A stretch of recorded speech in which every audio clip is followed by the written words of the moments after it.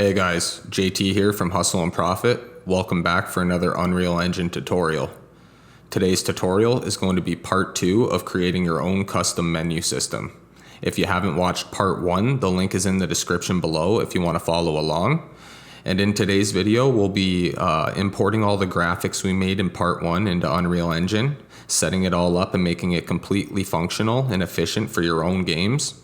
I'll also be dropping a part 3 to this, and we'll be going over the options menu, setting all that up, also setting up the save and load system, stuff like that. I'll be dropping that video tomorrow, so stay tuned. And if you're not subscribed, make sure you subscribe and hit that notification bell. So let's get straight into this.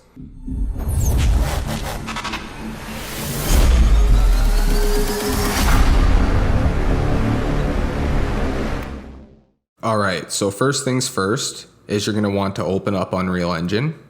And once you have Unreal Engine open, just to keep things organized, I created a main menu folder. And inside that folder, I create 2 more folders. One called Graphics, which will have everything we created in video 1. And your second folder, name it Widgets. Now open the spot that you saved all your graphics from part 1. And I need you to import them into Unreal Engine like I do here. Now that we've done that, go to your widgets folder and you're going to right click, go to user interface, select widget blueprint. Now you're going to select user widget and you're going to name it whatever you like. I'm going to name mine main menu widget. Okay, so open your main menu widget and add a canvas like I do here. I don't know why with Unreal Engine 5 canvas isn't already there like it is in Unreal Engine 4. But it's no big deal, just add it if you don't see it in your main menu panel. First thing we'll want to do is we'll want to add our background image. So just search for image and drag that onto the canvas.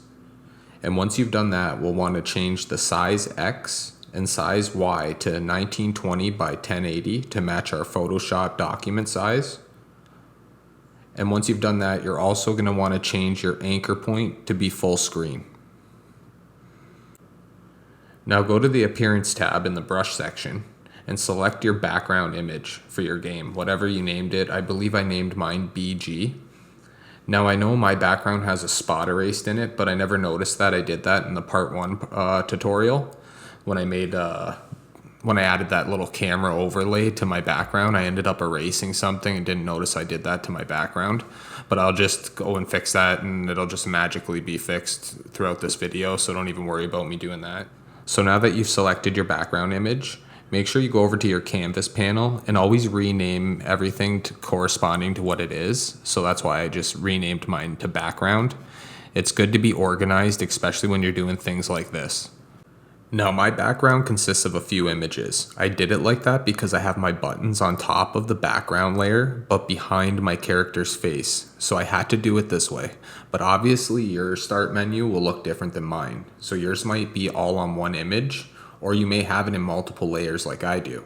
But also, now remember, if you do have it in multiple layers, make sure to convert them to smart objects and export them that way, like I showed you in part 1 of the tutorial series. Okay, so now you're going to go up to the top left and you're going to search for button.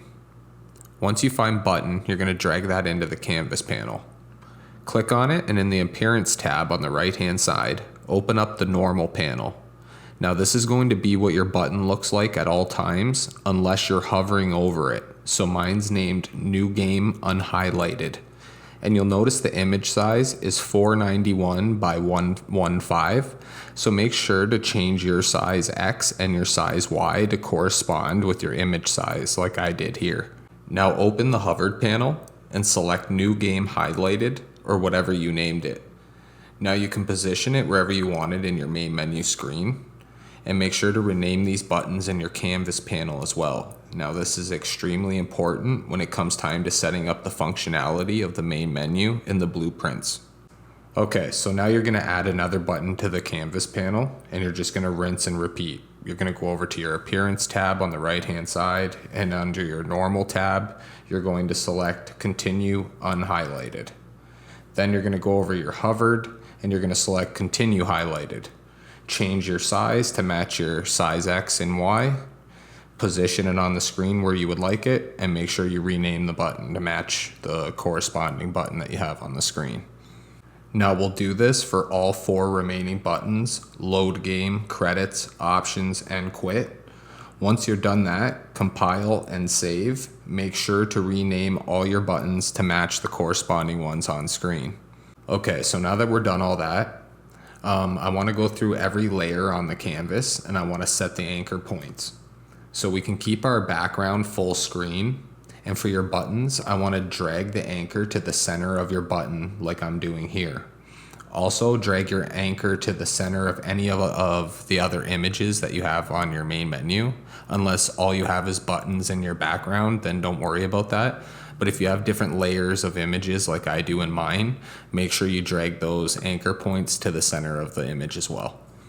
Now I want you to go back to your widgets folder, and I want you to right click on main menu widget, and I want you to duplicate it, and you're going to rename that to the options widget. When you've done that, you're going to duplicate it one more time, and you're going to rename that one to the credits widget. I reopened my Photoshop project, got rid of all the stuff from the main menu, and just changed the header to options like you see me doing here, and I just re-exported it into Unreal Engine. Also, while we're in Photoshop, while we have it open, you might as well grab a blank button, and I made you guys leave in tutorial 1 in the part 1 series. I made you guys duplicate everything you guys did and put it in a folder and turn it off in your layers panel. If you go back there, you should have a blank button.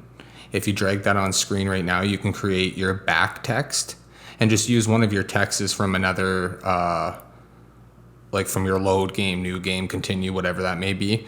Place that on there and just change it from new game to back. And then make sure you convert that into a smart object and then export it into Unreal Engine. Now I want you guys to open your options widget and delete everything but the background image in the canvas, and change the background image to the new options background ready to be set up in the part 3 series of this tutorial. Compile, save, and close. Now I want you to open up the credits, delete everything but the background image, and change to the credits background we created in part 1 of this series, and compile and save it, but still leave it open.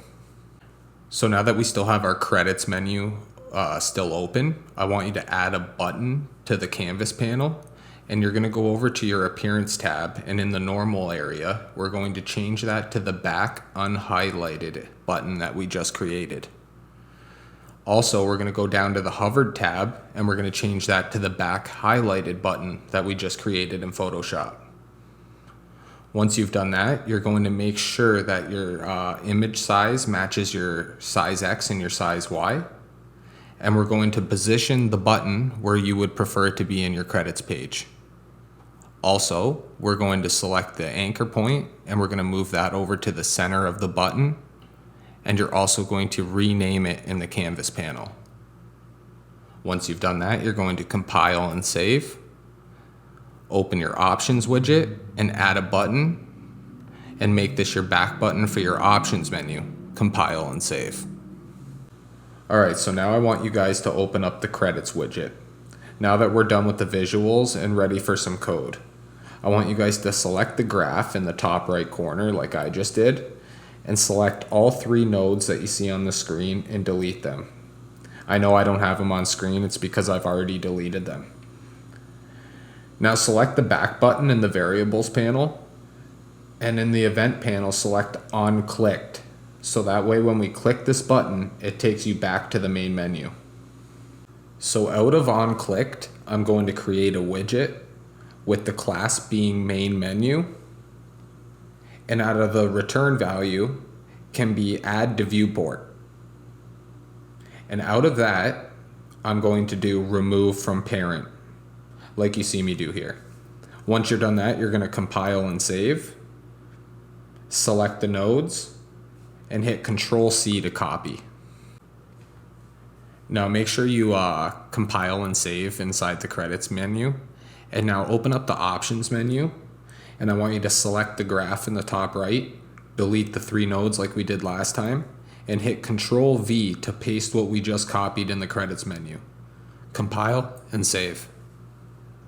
Okay, so now I want you guys to open the main menu widget and go to the graph in the top right.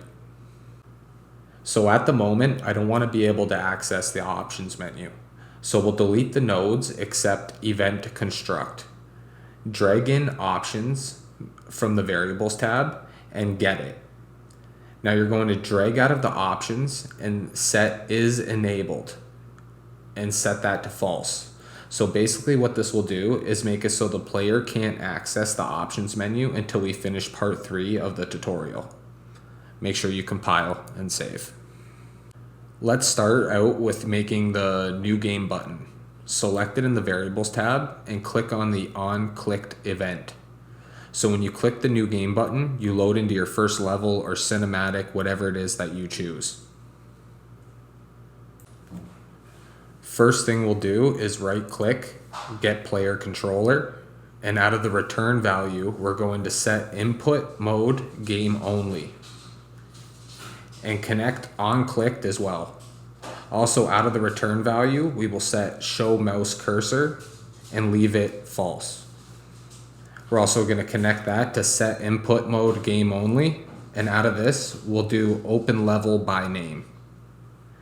This is where you want to input the level you want to start at when you click new game. For me, I created a new level and saved it as level 1. This is also case sensitive, so make sure you spell it exactly as your level name that you have saved. Now you're going to want to compile and save. Select all the nodes, hit C to comment, and name it start button. Then at the top, we're going to select the nodes and hit C to comment those, and we're also going to name those allow button not to be clicked. Now click on the options button in the variables tab, select on clicked event out of the on clicked. We're going to create a widget and select options widget. Then out of the return value, we're going to add to viewport, and then out of this to remove from parent. What this does is allows you to open the options menu while it closes the main menu at the same time, opposed to having a separate level just for the main menu system. It's definitely more efficient for your game. We just set this up so now in part 3 we can just get right into it and not have to do this. Also make sure you hit C to comment and name it options menu. Compile and save. Okay, so everything else is very similar here. So we're going to select the credits button in the variables tab, and then we're going to select on clicked event. Now select the create widget, add to viewport, and remove from parent nodes in the options above, and hit Control C to copy it, and then hit Control V to paste it. We're going to connect that to the on clicked, and we're going to change the widget class to credits menu. Compile and save. Select all, hit C to comment, and name this credits menu. Select the quit button. Select on clicked event, and all we need to do for this, it's very simple, is just drag out and search for quit game. That's all you need to do for quitting the game. Now we're going to select those nodes, hit C to comment, and name this quit game. This is now most of the main menu set up, besides the options menu and the load and save. That will be taken care of in part 3, as well as sounds while you're clicking buttons, little things like that, just little final tweaks to make everything look perfect. Now compile and save. Now I want you to go back to the contents folder, and you're going to create a folder and name it levels, just to keep everything organized. You're going to create another folder and name it main menu level. Save all and open up the level. Now this should just be a blank level, completely black. Now you're going to want to go to the blueprints. So in the top menu, you're going to open up blueprints, and then you're going to open up level blueprint. Okay, so now out of event begin play, we're going to do play sound 2D. And this is where you want to pick your main menu music.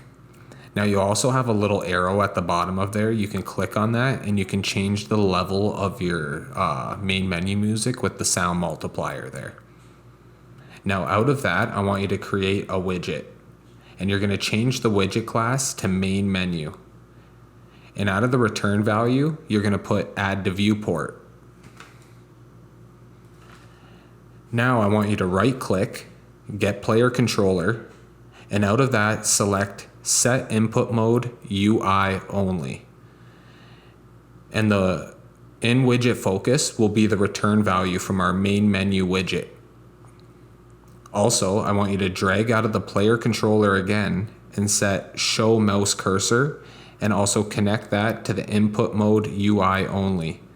And check the box so it's true. Compile and save. Now that should do it for most of the code for our main menu. One last thing to do is I need you to open up the project settings, go to maps and modes, and make the game default map is on main menu. So that way when the player starts up the game, it will open up the main menu level. So now that all that's left is just to show you that it works, and just to show you that it's functional and efficient, and it's a completely custom menu that you can do so many different ways. However creative you can get in Photoshop with designing everything, if you take that from our tutorial 1 and bring it into part 2, you can make the craziest menus just following these steps. If you're wondering why those faint boxes are around the buttons, I'll be showing you how to get rid of those in part 3 as well. But if you open up your main menu widget, select a button in your canvas, and over in the normal and hover tab, you want to change the outline width to 0 and compile and save. You'll want to do that for every single button. I'll show you guys how to do it in part 3, but I just figured I'd throw that quick tip out there just so you guys could see what the real finished product looks like without those faint lines around your buttons, because it does make it look a little crappy. So that way you didn't have to wait another day or 2 until we release part 3. But with that being said, thanks everyone for watching. I hope this helps some of you out, and I'll be dropping part 3 tomorrow or the next day, so stay tuned. If you're not subscribed, subscribe and hit that bell to be notified when I upload. And we're almost monetized on the channel, so anything helps: likes, comments, subs, shares, anything. But yeah, anyways guys, that's it for today. Stay creative, and I'll catch you on the next one. Peace.